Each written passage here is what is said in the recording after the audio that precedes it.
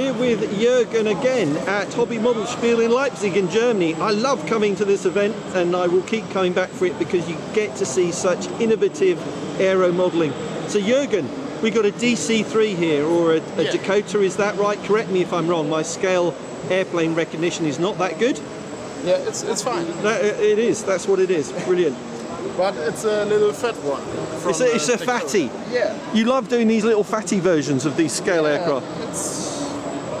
I like it, yes. You like it? I love it as well. It's funny, it's easy, and it makes so much fun. Yep. So this is, again, it's very thin, vacuum-formed Depron with It's normally a 3mm Depron. Yes. You can fly it indoor or outdoor. Yes. It fly in both ways fine, and it's pretty funny. Yeah. Yeah.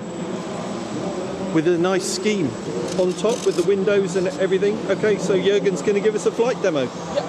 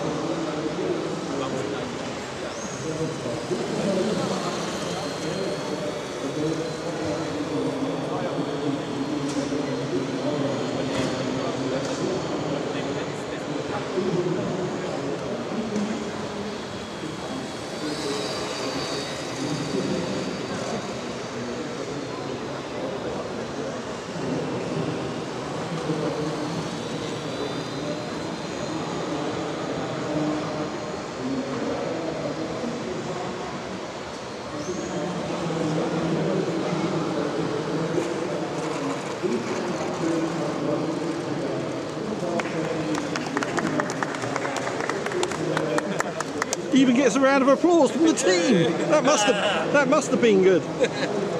Beautiful.